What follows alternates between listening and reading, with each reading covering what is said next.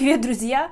Четверг, и почему я начинаю хихикать? Потому что день странных новостей. У меня ощущение, что мы реально скатываемся в какое-то просто сумасшествие и адочек. И я сейчас объясню почему. Поехали! Не буду вас долго томить, обычно самое интересное ставят в конце. Исполнитель исполняет свою песню обычно в финале концерта, а я сразу вам десертик в начале.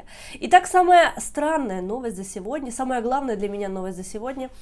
Внимание, министр экономики продемонстрировал и научил украинцев правильно, что делать? Инвестировать, покупать биткоины, план вложений своих первых заработков. Нет! Министр экономики научил українців правильно чихати. Не рукою, а серветкою, яку потім викинути. Або туди. Чому не рукою? Тому що ви зразу підете і скажете: добрий день, міністр економіки Милованов, і у вас 20 людей зразу захворіли, так? Розумієте? Тому не рукою. А от сюди, тому що хіба ви там з кимось будете обніматися, тоді треба ногою. Итак, если у тебя возможный коронавирус, как сказал Милованов, если у тебя обычный грипп, то ты можешь читать вот так: апчхи! А если у тебя необычный грипп, если у тебя ты подозреваешь, что коронавирус, тогда министр экономики расскажет тебе, как правильно чихать. Вы спросите, у вас возникнет логичный вопрос: почему это не сделал, например, министр внутренних дел? Или почему это не сделал министр финансов? Почему именно министр экономики? Никто вам не ответит на этот вопрос, потому что это страна талантов, а талантливые люди талантливы во всем. И казалось бы, такие гениальные советы: почему не чихнуть в руку? Потому что вы потом эту руку кому-то подадите. А если вы чихнете просто в свой свитер, то ничего, вы просто обсоплявите свой свитер, и ничего в этом страшного. А если вы чихнули в салфетку, то, бросив салфетку в урну, вы должны урну закрыть, потому что потом вдруг почему-то ваш ребенок может пойти и залезть в эту урну и начать играться с салфеткой, на которой коронавирус. Одразу викидайте її і закривайте кришку, бо прийде дитина і почне гратися з цією серветкою, це ж такого не допускайте. В общем, для того, чтобы всего этого избежать, существует Тимофей Милованов, и он рассказывает, как спастись от коронавируса. Или если хотя бы кто-то из вас заразился коронавирусом, не передавайте его другому. Будьте людьми, в конце концов. Возможно, вы хотели, чтобы я вам здесь провела лекцию разъяснения украинский сюрреализм в 21 столетии, но я вам этого делать не буду, потому что не находится у меня никаких слов и объяснений тому, что творит нынешняя власть. И вот мы приходим плавно и постепенно к тому, что прошло 24 часа, и за сутки никто из власти не извинился перед нашим изданием Шаринет за то, что министерша ветеранов подлая овца, я же могу, правильно, подлая овца министерша ветеранов назвала наш Шаринет антиукраинским СМИ, а ее пресс-секретарь назвала нас помойкой. Никто за это не извинился, поэтому хочу просто передать привет слуге народа и всем. Теперь можно все больше и больше акцентировать внимание на ваших провалах, потому что ваши провалы просто на поверхности. И если можно было по-человечески вам дать время, если можно было по-человечески не обращать внимания на какие-то вот такие вот бредни, то теперь будем обращать, и больше будем обращать ваше внимание, чтобы вы видели таланты, чтобы помойка наконец раскрыла весь мусор, который в помойке лежит, и показала. Ну а кому же, если не помойке, кому еще показывать? Поехали дальше. Есть новость веселая, это Милованов, а есть новость немножечко печальная на сегодня. Печальная стало известно, что известный, извините за тавтологию, казак Гаврилюк, который был одним из самых талантливых депутатов Верховной Рады, сейчас строит себе дом, но, видимо, на строительство дома не хватает, и он стал работать таксистом. Хотя, конечно, мы здесь все хихи-ха-ха, а я не против. Я и не против. Пусть люди возвращаются к своему изначальному, вообще там, я не знаю, предназначению, к своей профессии. А то они как зайдут во власть, как зайдут в политику, так потом только вперед ногами этих бездарей. А вот казак Гаврилюк продемонстрировал, что можно идти работать таксистами.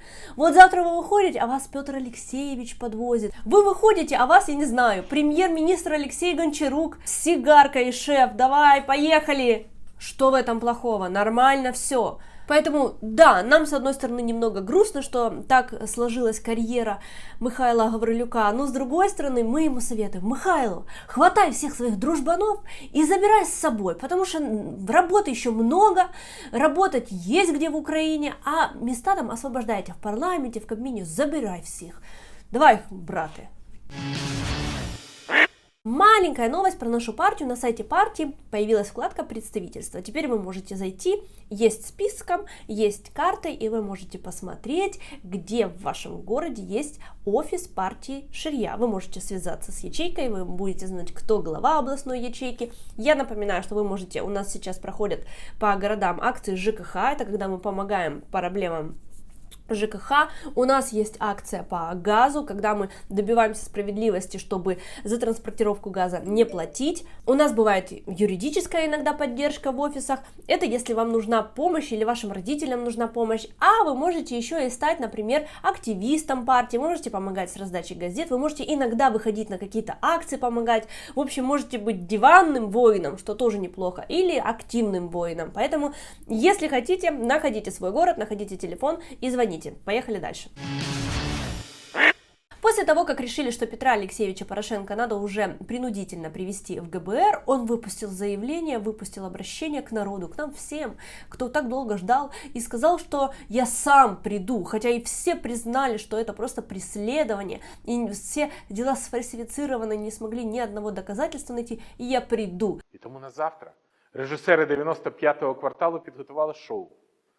За незаконним рішенням суду, і це буде доведено в Європейському суді, яке було замовлено в Офісі Президента, вона має забезпечити мою доставку на допит до ДБР в якості свідка. Все-таки немножко испугался он, что его в наручниках туда притащат, наверное, и придет завтра, будем его лицезреть. Ну а касательно того, что за год ничего сделать не смогли, я согласна. Согласна с ним, потому что за год уже мог отсидеть год и пораньше выйти. Но нет, не тут-то было. Ходит, наслаждается, ездит вон по 30 тысяч евро, тратит на каникулы. И ничего, и есть такое ощущение, что сидеть, наверное, возможно, и не будет. Поэтому пока насладимся только приходами его на допросы в ГБР, потому что сомневаюсь, что эта власть станет выроком для Петра Олексійовича. Ну и последняя новость. Нацсовет по ТВ и радиовещанию запретил ретрансляцию канала «Зоопарк». А знаете почему? Потому что Нацсовет не поменяли, потому что там все те же, кто целовал в попку прямой, кто выносил предупреждение там каналам News One и 112, все исключительные парохоботики. Поэтому российский канал «Зоопарк» решили, что он принесет, возможно, много скрытой пропаганды. Возможно, там расскажут про медведя, который ходит по сибирским лесам. А зачем нам знать про русских медведей? Зачем это нам надо, эту голову забивать? А вдруг будут рассказывать вообще про животных, которые живут в России?